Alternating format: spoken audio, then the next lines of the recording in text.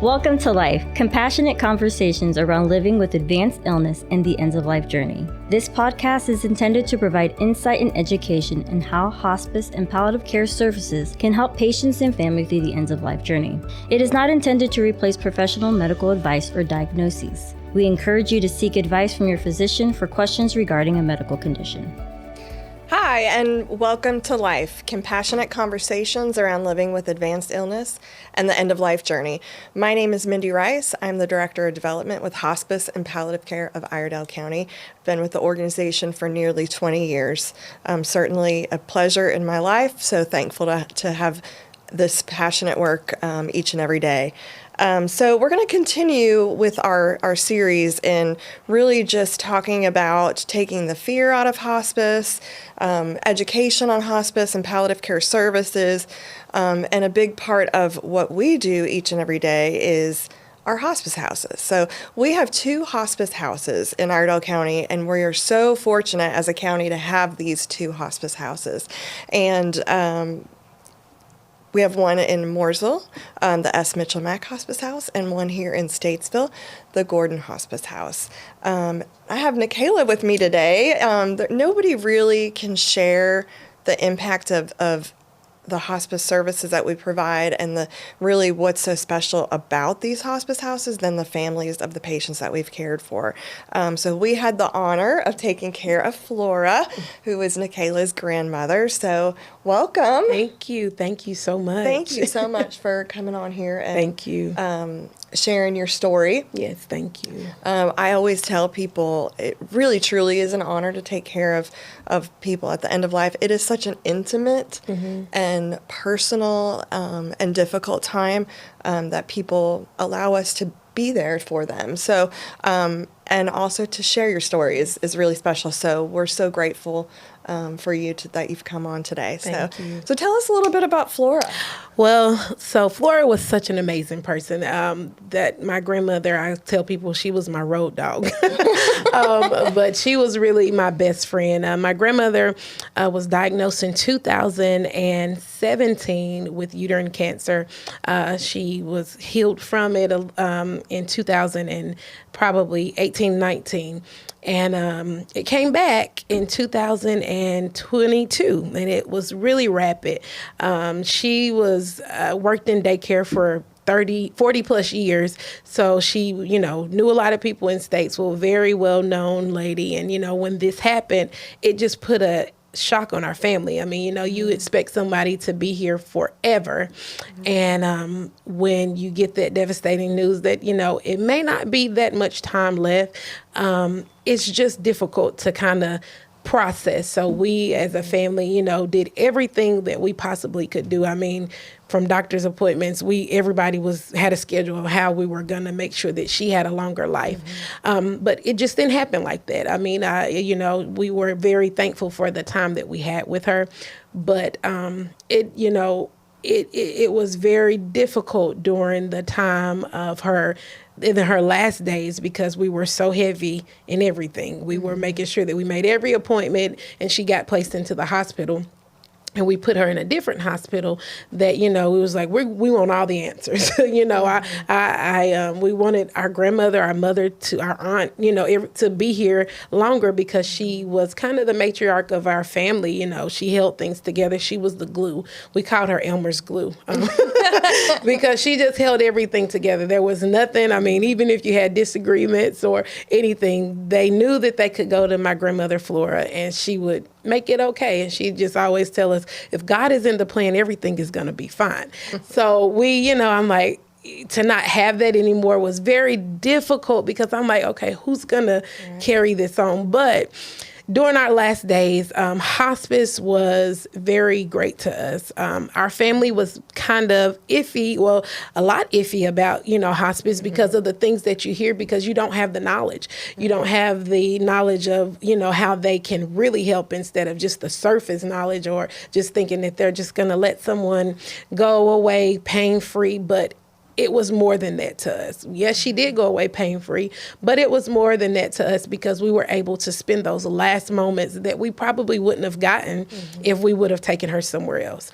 We probably wouldn't have got those special moments that she was able to get with her great-grandchildren that, that they wouldn't have been able to experience. And, in my culture, in the African American culture, sometimes hospice is just not the best thing. We kind of shy away from it simply because we just hear those surface stories. But instead of getting the knowledge and understanding that this is a place that can help you, have those last and final great moments, that you can love on your loved ones a little bit longer and see them in a peaceful state instead of a suffering state, it's the best thing.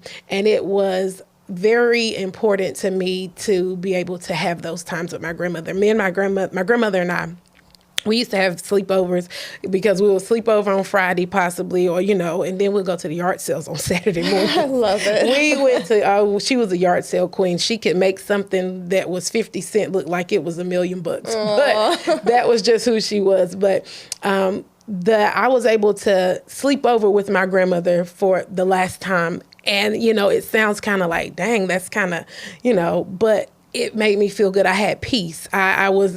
We were so busy making sure that she was comfortable or getting her to the hospital, getting her to appointments. And I was able to rest. And I was able to rest with my grandmother while she was still here. And it made me feel good. I will never forget that time. I'll never forget the times that we enjoyed each other while she was living. But that last moment was so special to me. She didn't moan and groan that night. And I just know that she felt that that we had that special moment. And she wanted me to be at peace. That was my peace. She didn't want me to be afraid that she wasn't going to be, because I was like, well, what am I going to do with my best friend? In my mind, without my best friend, in my mind, my grandmother was supposed to be here forever. And, you have those people that you think like, you weren't supposed to leave me, but I know that she would be proud of me now and proud of our family. It hasn't been easy for us to sustain because we think about her every day. There's not a day where in our family group chat, she taught us to stay together. She taught us to make sure that we love people and love one another. And it's not a day that goes on in our group chat where we're like, we miss mama, we miss grandma. So, but hospice was just so helpful. The staff was amazing. My grandmother, like I said, she knew everybody in Statesville. So the pages where you sign in, it was thick. I was like, oh my God, they're going to kick us out. But they were so amazing. And they made sure that everybody was comfortable. It just brought peace to me to know that what I thought was something that was negative turned into something that blessed my life at the end of my grandmother's life. So I appreciate hospice. I appreciate what your mission is. I appreciate what you guys offer to the community. And I think that people need to be educated on how it can help you in your last moments. Of course, we don't want those last moments to be, hard, and we want to just kind of try to get through it. But I thank God that hospice was able to step in, because I think if we tried it, if it would have been a different way, I wouldn't want to go to a place where my grandmother passed away, her home, or to, wherever we were going to try to place her. But it blessed our lives. So thank you. Thank you so much. Thank you. So you mentioned that your grandmother was in the hospital before she was transferred to the Gordon Hospice House. Yes. Where we took care of her. Can you just kind of explain a little bit about that process and how that was, and just how it looked for your family? Well, in the hospital, of course, we were there day in and day out. We had we were here in Statesville, and then we went back to where we found out she had cancer, so we took her to CMC.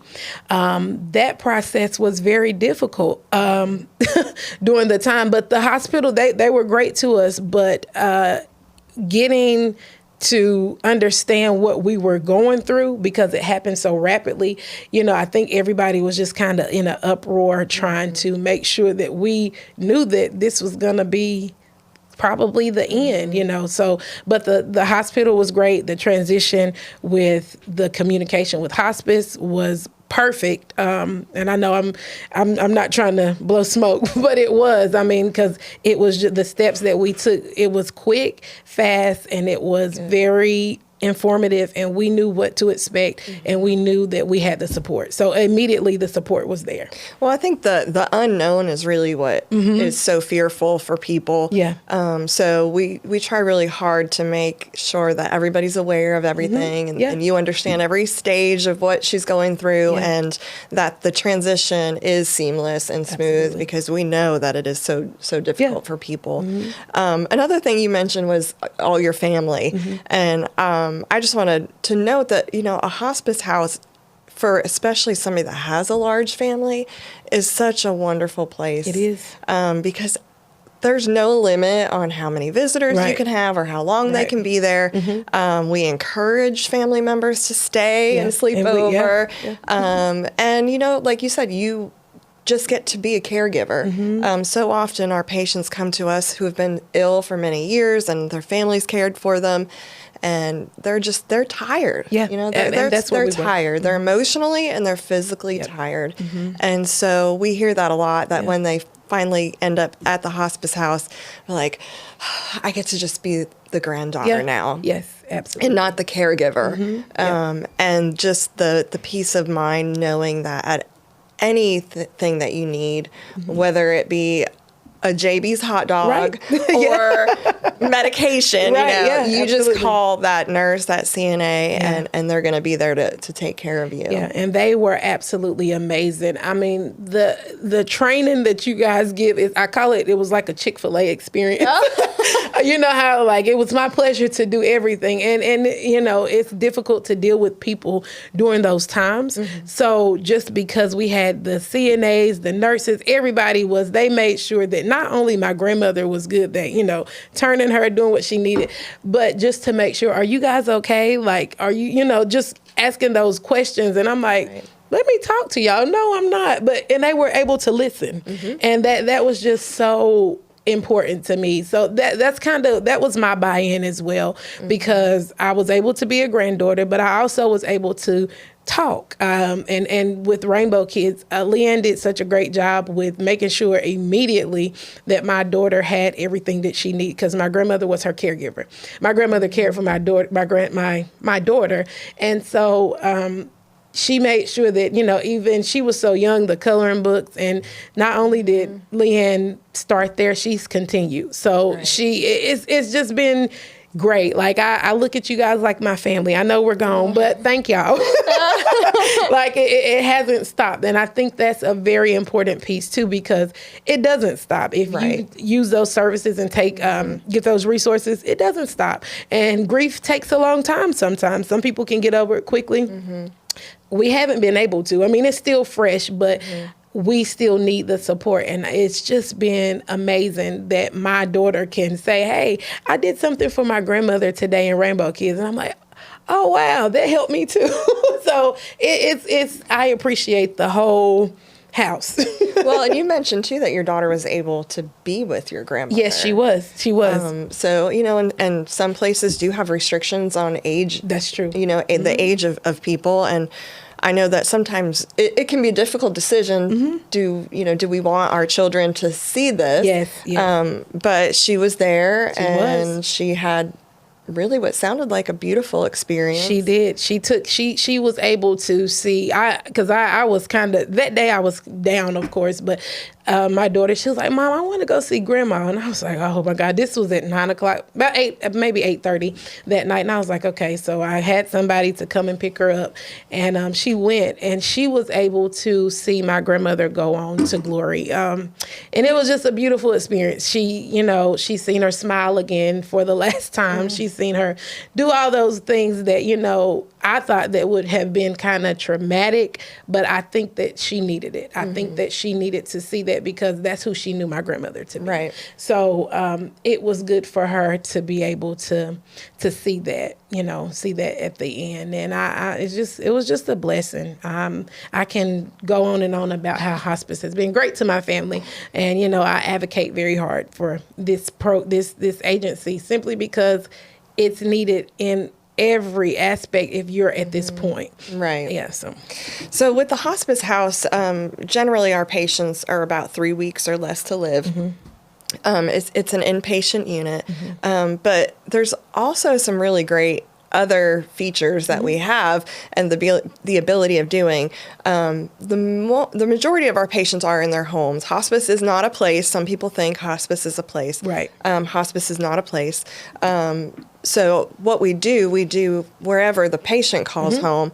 But when the cases such as this, where either there's the pain and symptoms are out of control and they need 24-hour monitoring of that, or maybe there's not a caregiver in the home for some people, or they just don't want to pass away at home, or they don't want to pass away at a hospital. So it's a great alternative to those. And we also offer respite, which is a wonderful benefit. It's a Medicare benefit that is offered, where a patient under hospice care can be admitted into the hospice house for 5 days, and it's covered. Right. So it's a wonderful opportunity for families who either just need a break because it is exhausting, or maybe they have a wedding planned or a vacation planned, and so they can just know and be confident that their loved one's going to be taken care of for those 5 days. So that's another really great option that we have, and we use it for pain management from time to time as well, where a patient will come into the hospice house and just stay long enough to get their pain under control, and then they can go back home. So it's just whatever the wishes of that patient is what we are going to try our best to do. And also, tell me a little bit about you have a large family. Yes. And did you feel like everybody was able to be supported and together? And do you feel the differences between what it might have looked like in another situation, another environment? Yeah. Well, yes, everyone was very much supported. Like I said, my family is really huge, and kind of getting everybody to understand where we were. At first was not easy, Right. because you don't want to accept that. And then like I said, how I viewed hospice, I was like, I don't want my grandmother to go there. But everybody was supportive when we understood where we were.